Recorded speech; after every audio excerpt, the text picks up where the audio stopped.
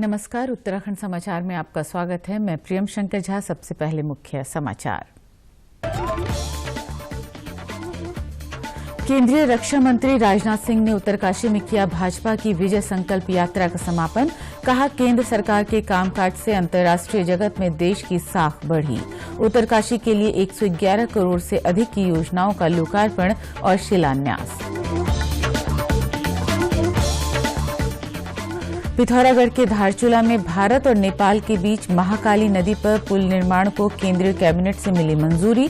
दोनों देशों के बीच MOU पर जल्द होंगे हस्ताक्षर। उत्तराखंड और नेपाल के लोगों को होगी सहूलियत। उत्तराखंड कैबिनेट ने राज्य की स्वास्थ्य नीति को दी मंजूरी। वृद्धावस्था, विधवा व दिव्यांग पेंशन बढ़ाकर किया 1500 रुपये। कोरोना संक्रमण को देखते हुए रात 10 बजे से सुबह 6 बजे तक नाइट कर्फ्यू। और कोविड की तीसरी लहर की आशंका को देखते हुए मुख्य सचिव ने सभी जिलाधिकारियों को जरूरी तैयारी करने के दिए निर्देश। कहा, अगले 7 दिन में 18 वर्ष तक के किशोरों का हो 100% वैक्सीनेशन। 10 जनवरी से बुजुर्गों के बूस्टर डोज की तैयारी। अब समाचार विस्तार से।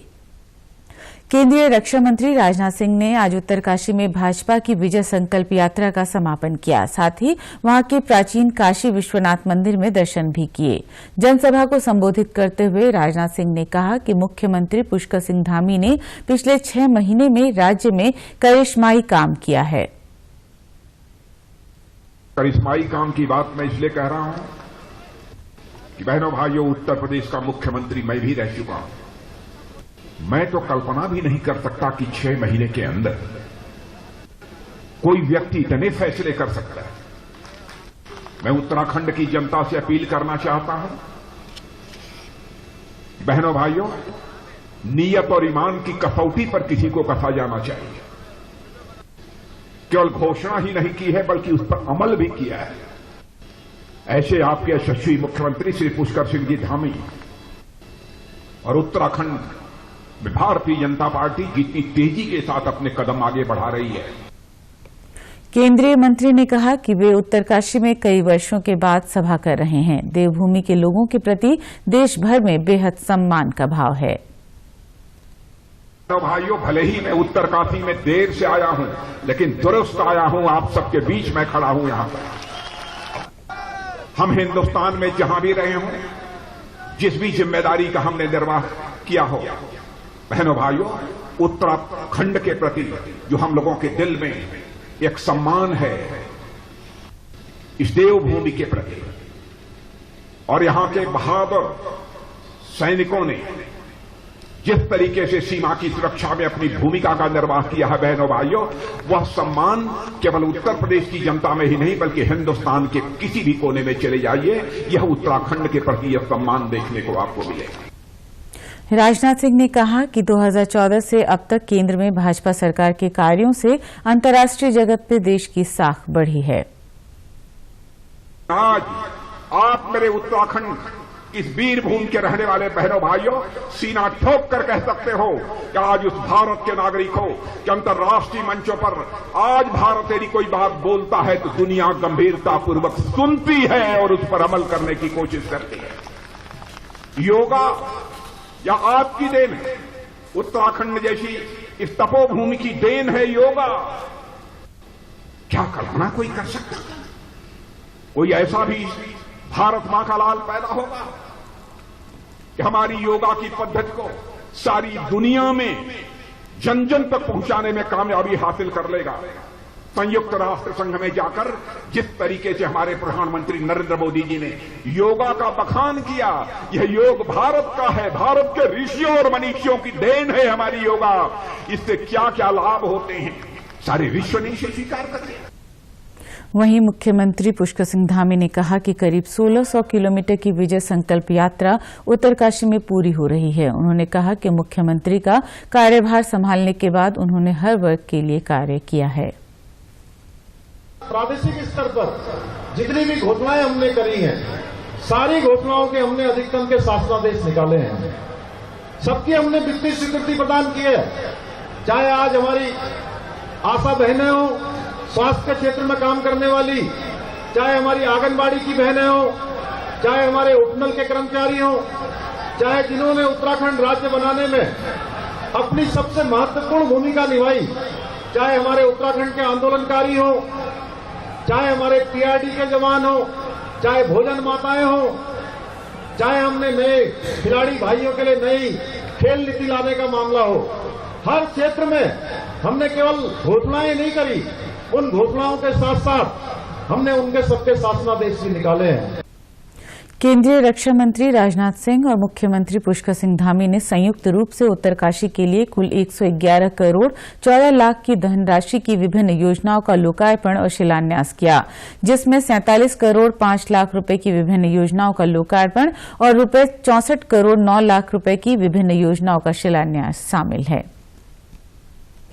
पिथौरागढ़ के धारचूला में भारत और नेपाल के बीच महाकाली नदी पर पुल निर्माण को केंद्रीय कैबिनेट ने आज मंजूरी दी है।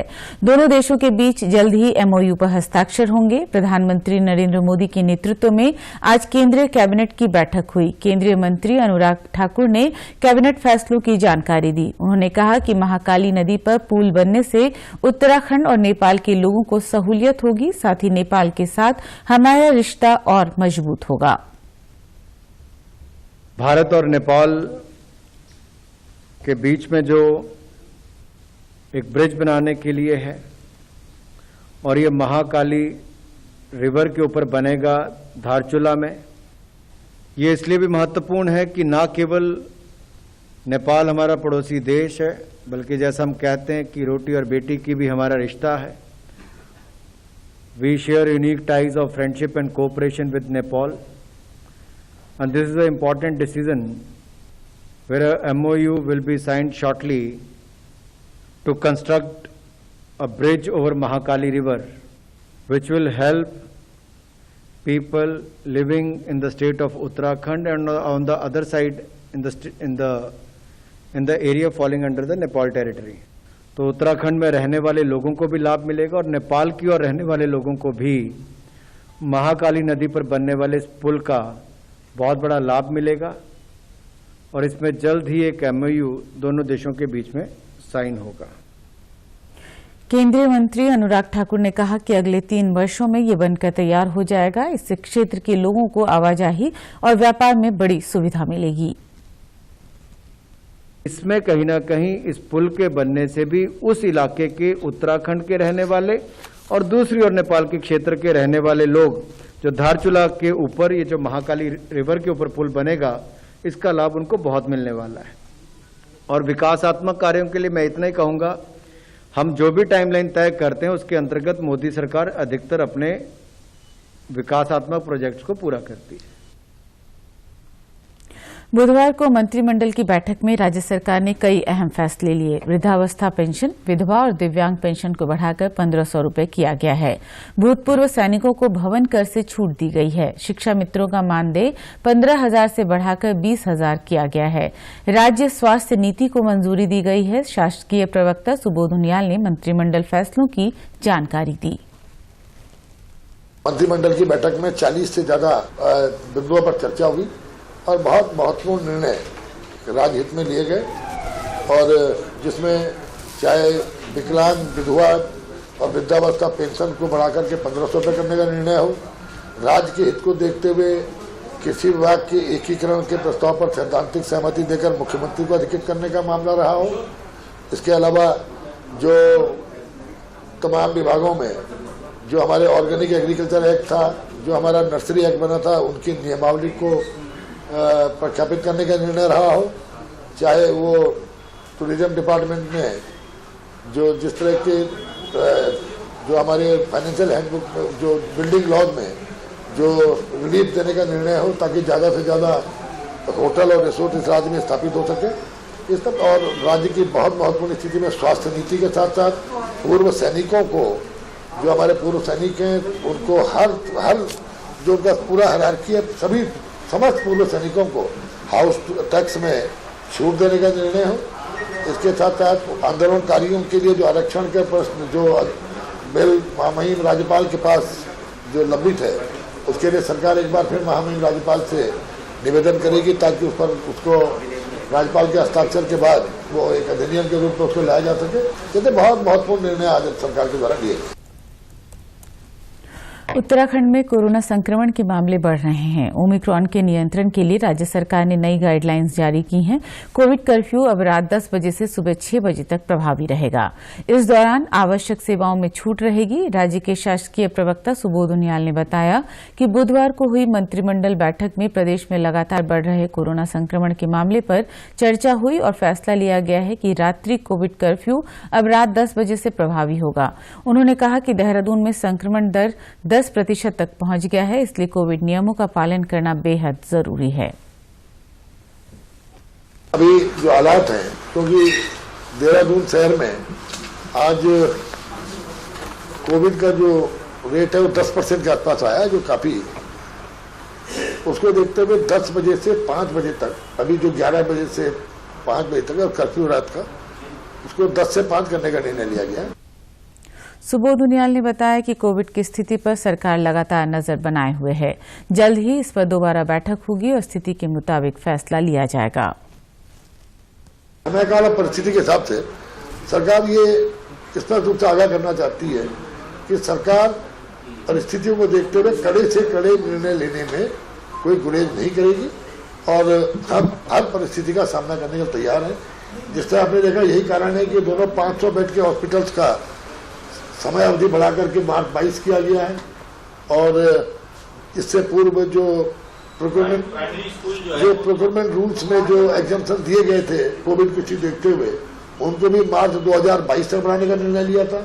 इसी के साथ साथ जो कोविड की दृष्टि से विभिन्न अस्पतालों में डॉक्टर, पैरामेडिकल स्टाफ रखा गया था, उनकी अवधि को भी मार्च 2022 तक बढ़ाने का निर्णय लिया गया था। तो ये तमाम निर्णय जो हैं, इसमें सरकार पूरी तरह इस पर नजर रखे हुए। मुख्य सचिव डॉक्टर एस संधू ने आज राज्य में कोविड स्थिति की समीक्षा की। मुख्य सचिव ने कोविड की तीसरी लहर की संभावना को देखते हुए सभी जिलाधिकारियों को आवश्यक तैयारियां करने के दिशा निर्देश दिए। उन्होंने कोविड टेस्टिंग बढ़ाए जाने के साथ ही नियमित तौर पर डेटा अपलोड करने को कहा, साथ ही ताकि स्थिति का सही अनुमान लगाया जा सके। उन्होंने 100% वैक्सीनेशन का लक्ष्य जल्द पूरा करने के निर्देश भी दिए। उन्होंने कहा कि 15 से 18 वर्ष के किशोरों को अगले 7 दिनों में वैक्सीनेट कर लिया जाए। साथ ही 10 जनवरी से 60 वर्ष से अधिक के बुजुर्गों को बूस्टर डोज की तैयारी भी सुनिश्चित की जाए। मुख्य सचिव ने पीएचसी और सीएचसी स्तर तक आवश्यक दवाओं, कोविड आइसोलेशन किट आदि की समुचित व्यवस्था सुनिश्चित करने के निर्देश दिए। उन्होंने कहा कि होम आइसोलेशन की व्यवस्था को मजबूत करने के लिए सभी आवश्यक कदम समय से उठा लिए जाएं। कोविड के लिए बनाए गए कंट्रोल रूम को भी एक्टिव कर लिया जाए। मुख्य सचिव ने अस्थायी हेल्थ फैसिलिटीज को भी स्टैंड बाय मोड में एक्टिव रखे जाने के निर्देश दिए। उन्होंने कहा कि कोविड की तीसरी लहर आए या नहीं, लेकिन हमें अपनी तैयारियां कोविड से एक कदम आगे रहकर पूरी करनी है। इसके लिए पूरे सिस्टम को एकजुट होकर प्रभावी तौर पर कार्य करना होगा। मुख्य सचिव ने सामान्य बेड, ऑक्सीजन बेड और वेंटिलेटर युक्त बेड की उपलब्धता बनाए रखने के निर्देश दिए और कहा कि सर्दियों में बर्फ से प्रभावित क्षेत्रों में कोविड के लिए सुनियोजित तरीके से कार्य करना होगा। ऐसे क्षेत्रों में संपर्क मार्ग अवरुद्ध हो जाने पर भी क्षेत्रवासियों को समस्या न हो, इसकी व्यवस्था पहले से ही कर ली जाए। उत्तराखंड में आज कई जगहों पर मौसम साफ हो गया और हल्की धूप खिली रही। देहरादून में दोपहर से बादल छट गए और धूप निकलने से लोगों को कड़ाके की ठंड से राहत मिली। वहीं अल्मोड़ा, नैनीताल, टिहरी, उधम सिंह नगर, चमोली में भी हल्की धूप से राहत मिली है। राज्य में पिछले 2 दिनों से ज्यादातर जगहों पर बारिश, बर्फबारी से मौसम बेहद सर्द हो गया था। बागेश्वर में पिंडर घाटी, लाहू, कीमू समेत दर्जनों गांवों में बर्फबारी से मुश्किलें बढ़ गईं, जबकि उत्तरकाशी में हर्षिल, गंगोत्री, जानकी चट्टी और यमुनोत्री धाम में बर्फ की चादर बिछ गई है। वहीं देहरादून मौसम विज्ञान केंद्र ने शुक्रवार को भी राज्य में ऊंचाई वाले इलाकों में बर्फबारी का अनुमान जताया है। कुछ जगहों पर बिजली चमकने के साथ ही तेज बारिश भी हो सकती है। 8 दिसंबर से मौसम सामान्य हो जाएगा। टिहरी से मौसम की जानकारी दे रहे हैं हमारे सहयोगी जयप्रकाश कुकरेती। लगातार 2 दिन की बारिश के बाद धूप खिलने से लोगों को ठंड से जरूर कुछ राहत मिली, लेकिन ऊंची चोटियों पर बर्फबारी के कारण चल रही शीतलहर से ठंड में लगातार इजाफा हो रहा है। टिहरी जिले में 2 दिन लगातार बारिश एवं बर्फबारी के कारण प्रतापनगर, सेमुखेम, गंगी, पवाली कांठा, नाग टिब्बा, धनोल्टी में बर्फबारी के कारण ठंड में बढ़ोतरी हुई है।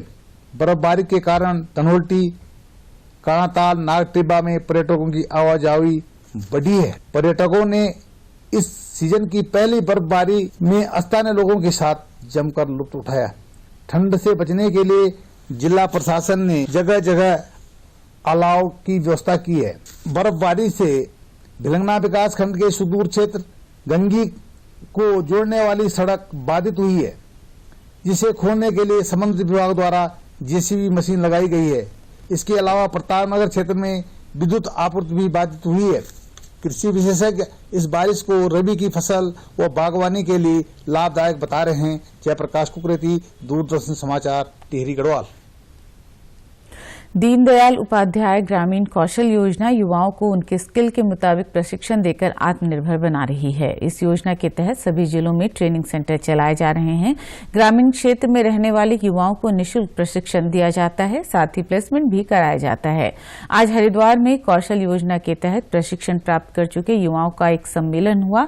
पिथौरागढ़ से आई प्रियंका ने बताया कि उन्हें जब इस प्रशिक्षण केंद्र के बारे में पता चला तो उन्होंने यहां पर प्रशिक्षण लेने का निर्णय लिया और डायलिसिस का कोर्स किया। आज वो खुद तो काम कर ही रही हैं, साथ ही अपने साथ अन्य लोगों को भी रोजगार दे रही हैं। सर, मैंने 2018 में DDU-GKY में ट्रेनिंग ली थी डायलिसिस की।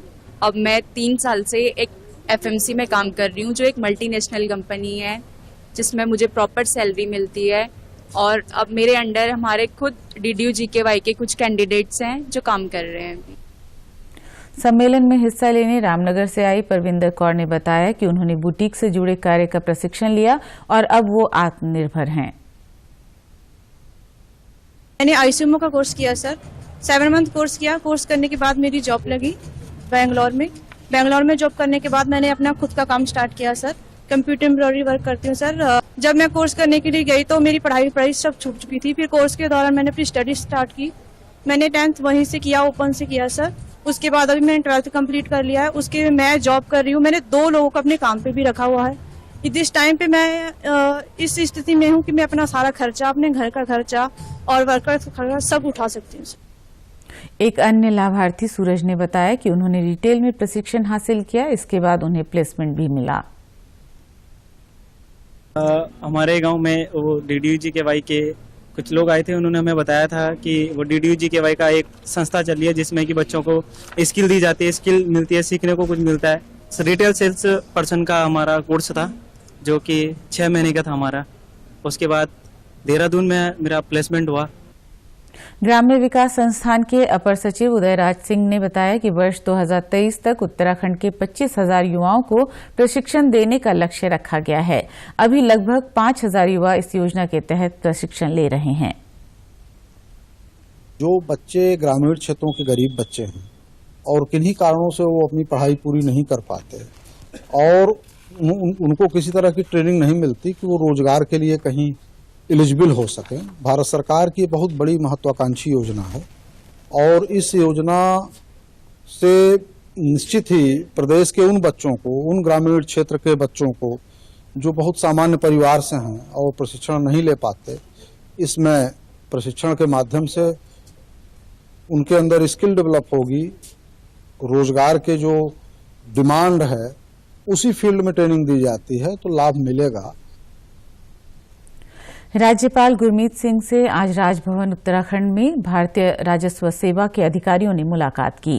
राज्यपाल ने IRS अधिकारियों से उत्तराखंड में राजस्व से संबंधित विभिन्न पहलुओं तथा चुनौतियों के संबंध में चर्चा की। राज्यपाल ने कहा कि लोगों को टैक्स भुगतान को नागरिक जिम्मेदारी मानना चाहिए। जनमानस में टैक्स भुगतान के प्रति सिविक सेंस विकसित किया जाना चाहिए। राज्यपाल ने कहा कि हर नागरिक को वित्तीय रूप से साक्षर किया जाना चाहिए।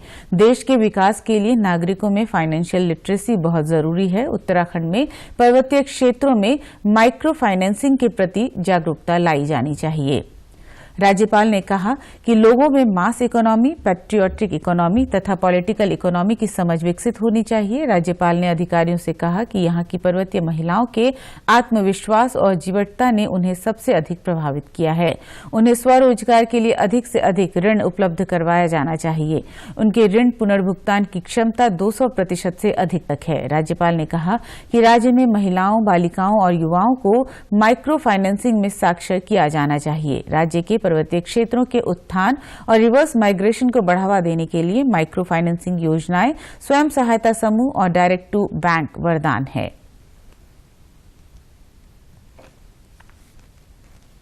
इसी के साथ समाचार समाप्त हुए। नमस्कार।